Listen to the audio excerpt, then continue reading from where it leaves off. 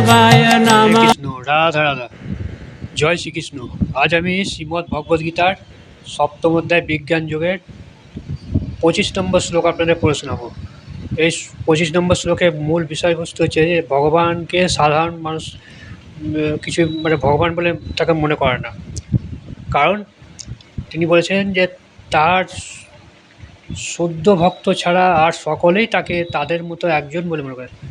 একমাত্র যারা ভগবত প্রেমী তারাই খালি জানে যে শ্রীকৃষ্ণ কী, তিনি কী ধরনের ভগবান আর কি, তার প্রকট কীরকম, তিনি ভগবান হিসেবে কীরকম আছেন, হ্যাঁ, তার যে ভক্তি, তাকে ভক্তি করলে কীরকমভাবে পাওয়া যাবে, তিনি একমাত্র তাদের কাছেই তিনি খালি ভক্তির উপরে বিরাজ করেন ভগবান রূপে।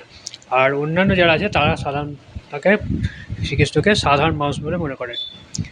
কেবল বলছে তিনি কেবল তার ভক্তদের কাছে সমস্ত আনন্দের উৎসরূপে নিজেকে প্রকাশ করেছেন, আর অল্প বুদ্ধি সম্পন্ন অভক্তদের কাছে তিনি নিজেকে যোগমায়া দ্বারা আবৃত করে রেখেছেন।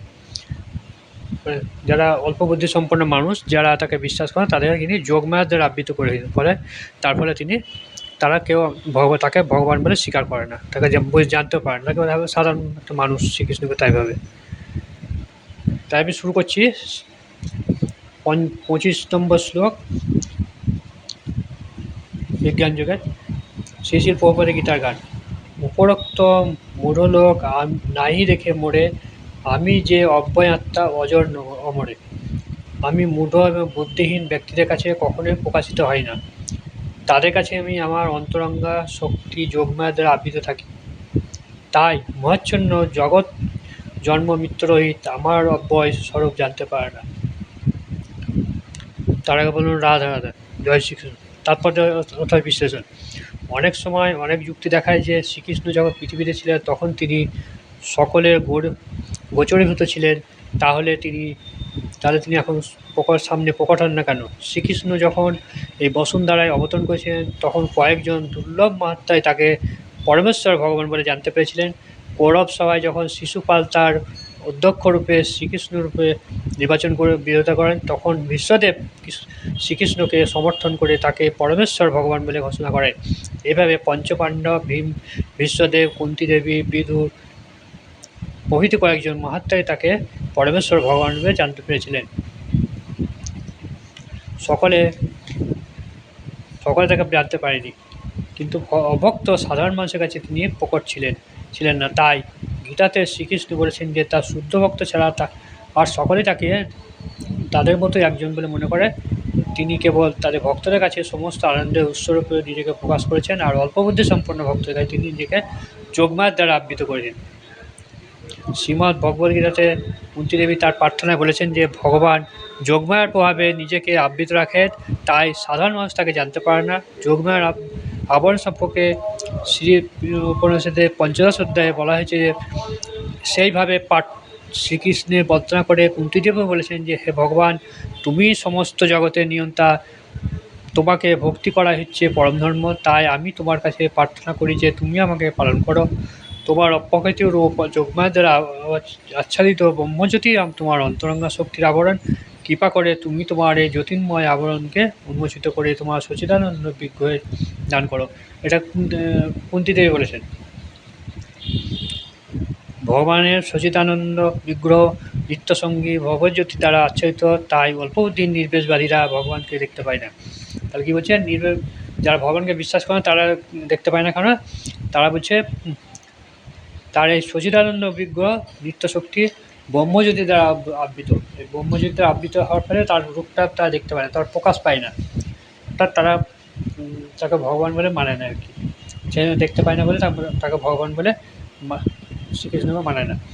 শ্রীমদ্ ভগবদ্গীতাতে ব্রহ্মাও তার প্রার্থনা করেছেন, হে পরম পুরুষোত্তম ভগবান, হে পরমতম, হে সমস্ত রসের স্বামী, এই জগতে তোমার শক্তি ও লীলাকে হিসাব করতে পারবে? তুমি সর্বদাই তোমার অনন্ত শক্তি বিস্তার করছো, তাই কেউই তোমাকে বুঝতে পারে না। বিদ্বান বৈজ্ঞানিকরা, পণ্ডিতরাই পৃথিবীর অন্যান্য গ্রহের সমস্ত অনুপরমাণের হিসাব করতে পারল, কিন্তু তবু তারা কখনোই তোমার অনন্ত শক্তিকে হিসাব করতে পারে না, যদিও তুমি সকলের কাছে বিদ্যমান। তাই বলছে যে বৈজ্ঞানিক বিজ্ঞান পণ্ডিতরা এ সমস্ত গ্রহের সমস্ত অনুপ্রমাণ হিসাবে যদি জানতে পারলেও তোমাকে কিন্তু অনন্ত শক্তি হিসাবে তারা তোমাকে হিসাব করতে পারে না, যদিও তুমি সকলের মধ্যে বিদ্যমান। পরমেশ্বর ভগবান শ্রীকৃষ্ণ কেবল অজয় নন, তিনি অব্যয় অক্ষয়। তার শ্রীবিগ্রহ সচ্চিদানন্দময়, তার সমস্ত শক্তি অনন্ত অক্ষয়। এটা ভগবান শ্রীকৃষ্ণের বর্ণনা করেছে। তার কেবল অজয় নয়, তিনি অব্যয় অক্ষয়। তার শ্রীবিগ্রহ সচ্চিদানন্দময়, তার সমস্ত শক্তি অনন্ত অক্ষয়। ভগবানের কি অপরূপ রূপ বর্ণনা করা হয়েছে এই লাইনটাতে। আমরা কিন্তু সবাই কিন্তু ভগবানকে সেভাবে জানি না। আমরা সাধারণ মানুষ তো ভগবানকে ভগবান বলে বুঝতেই পারি না। তার সচ্চিদানন্দ রূপ আমরা কেউই দেখতে পাই না, সেই জন্য তাকে আমি জানতে পারি না। কিন্তু যদি মানে ভগবত ভক্তি যে হিসাবে যদি তাকে সবসময় ডাকা হয়, তাহলে কিন্তু তার ভক্তরাই কেবল তাকে জানতে পারে, সেটাই তিনি বলতে চেয়েছেন। তার এই যে ব্রহ্মজ্যোতির রূপ, এগুলো কেউ কিন্তু সাধারণ মানুষ তাকে দেখতে পাবে না এবং জানতে পারে না, সেখানে তারা বিশ্বাসও করে না। কিন্তু ভগবত প্রেম দিয়ে তাকে যদি ভক্তি করে সহকারে ডাকা হয়, হরে কৃষ্ণ মহামন্ত্র জপ করে তার সব সময়তে যদি ডাকা হয়, তাহলে তার তখন তার রূপটা দেখতে পাবে, তখন তাকে সে হবে প্রকৃত ভগবত প্রেমী। এটা হচ্ছে বলতে চেয়েছে এই শ্লোকটাতে। তখন সে বুঝতে পারবে যে ভগবান শ্রীকৃষ্ণ কে, সে মানুষ না ভগবান, সেটা জানতে পারবে।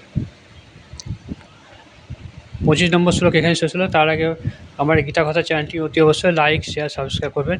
সাবস্ক্রাইব করতে ভুলবেন না। আর দেখুন, জয় শ্রীকৃষ্ণ, রাধা রাধা।